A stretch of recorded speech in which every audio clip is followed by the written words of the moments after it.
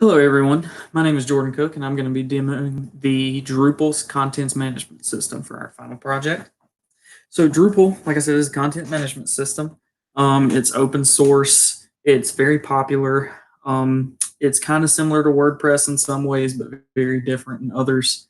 Typically, Drupal was recommended more for larger, more complex sites than WordPress that have large amounts of content, a large user base, and so on. Um, it has a front end and a back end editor. You can go through and actually edit content blocks themselves on the front end for what you're seeing here, or you can go in the back end and it has more of a WYSIWYG style editor that you can do there. But we'll get into that in a little while. So Drupal's pretty cool. I've used it a little bit before this class, but not in a lot of depth. The install process is pretty easy.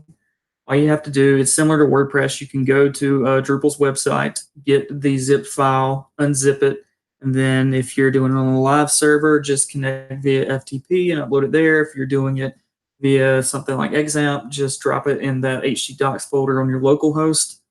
You hit the URL, and then you will go to a install wizard to where you put in the site information like the title and such, and then go ahead and connect it up with the database you've created and PHP and everything like that. So now I'll go in and show you how you log in once you get that all set up. So what you're seeing here, when you set up a Drupal site, there's three different options. Number one is you can just do the standard setup to where that makes all the settings, the recommended settings and everything like that that most people use. There's a minified version that the settings aren't preset. It's more minimal, and you can go in and make a more custom setup. It's only recommended for advanced users. And then there's the third option where it actually installs an entire demo site. And that's what we're looking at right here is the actual demo site that comes along with Drupal as an option when you're first installing it. So you'll go through and you create your user account and all that kind of stuff, and then you can log in right here. I'll just log in.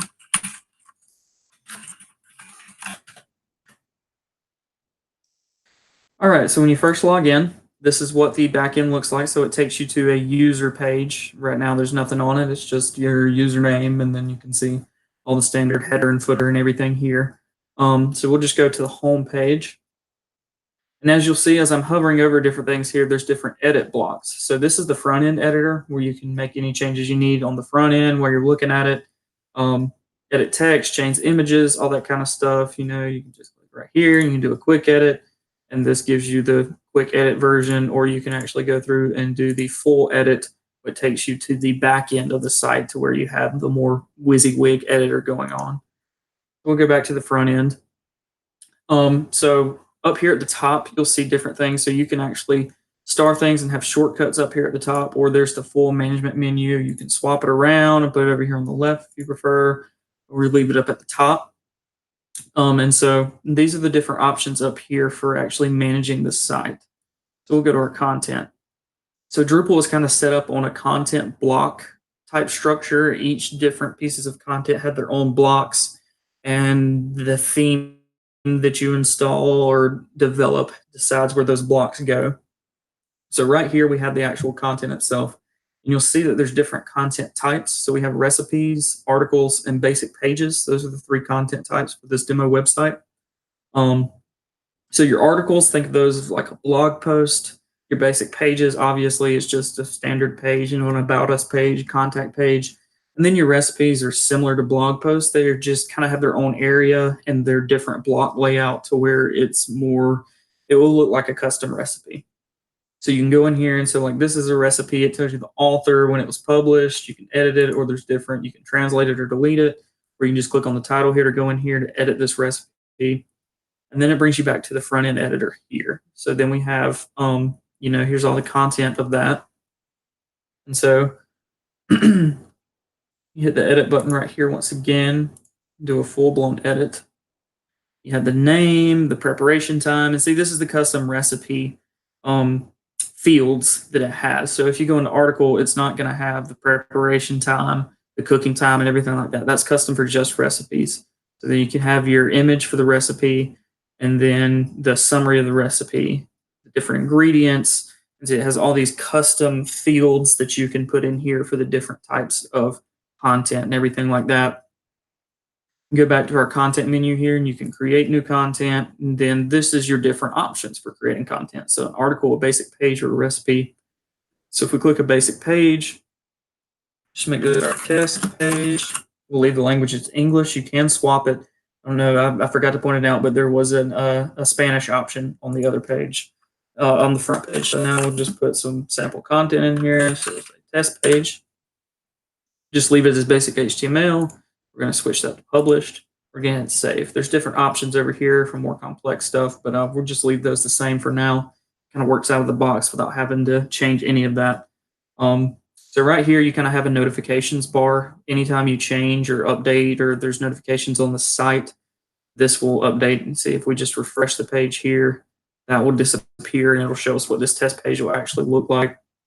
So and that's what it is. It's just a very basic page. It's just got a title and some content on here.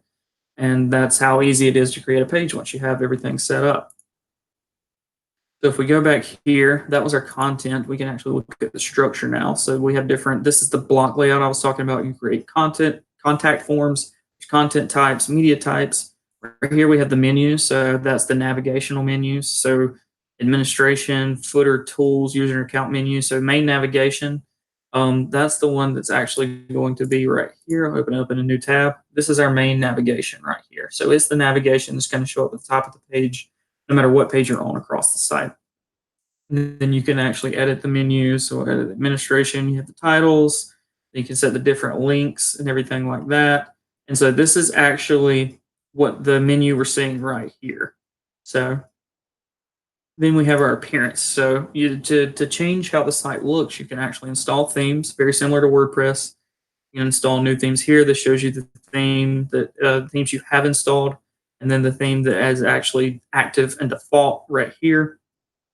And any themes that are you had but were uninstalled. So that's pretty standard. You know, that changes how the content works and everything like that. You can develop custom themes. If there's any updates to any of your themes right here, it'll show you in the update section. And then you have different settings to where it's pretty extendable. There's a lot of great things you can do, different logos, favicons, all that kind of stuff. So moving on, we actually have the option to extend it right here. So in Drupal, it's called modules. If you're familiar with WordPress, it's called plugins there. But there's all these different modules that come. They're kind of optioned by installed by default. You see any of them that are checked right here, already installed. Any that are unchecked are not installed, but if you just check it and then scroll all the way down here to install, then it'll automatically install those. So those are the plugin options. And then you can, any of the plugin updates are listed right here.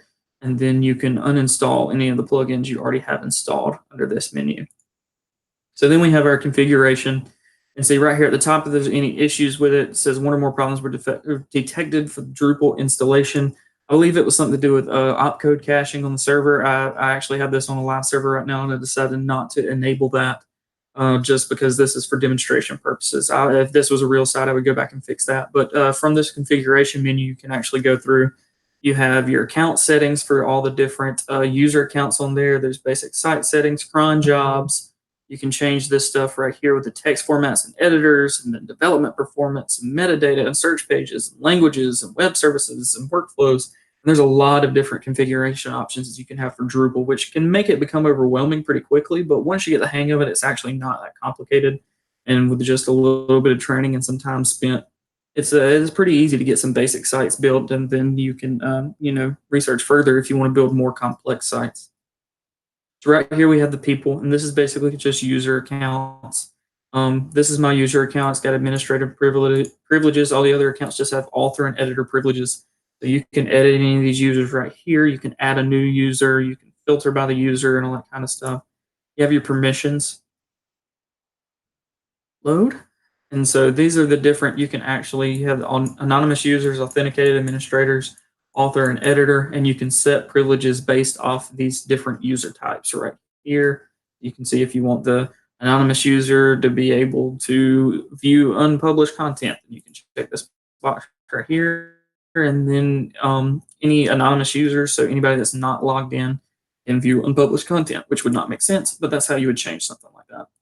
And then you actually have roles, which is the roles we were talking about here. So you have anonymous user, authenticated administrator, author, and editor. You can add roles, you can delete roles, and you can change all their settings based off that. And then we have a reports menu tab, well, where you can see things like any updates that are available. And right now, we're looking at the Drupal core. It's up to date. No modules or themes need to be updated, so that's good to go. You have other reports like their log messages, translation updates, field lists, status reports, denied errors, all that kind of stuff, 404s. And there's a lot of good stuff that you can see reports on right here.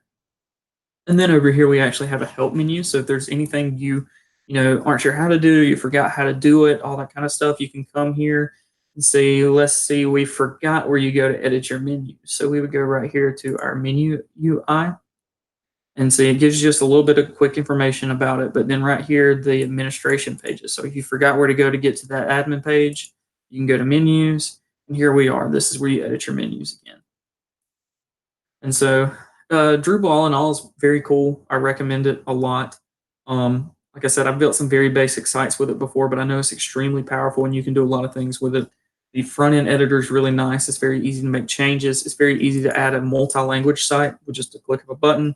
We just translated the page, and now we have our website in Spanish. Even the administration pages and everything like that, you're going to swap back to English, easy as that. And so, yeah, it's really cool. I highly recommend it. It's a good tool to have in your developer tool belt as you are getting out there into the job world and trying to increase your skills or maybe land clients if you're doing freelance work and everything like that. So I hope you've all enjoyed this demonstration of Drupal, and I recommend you go and check it out.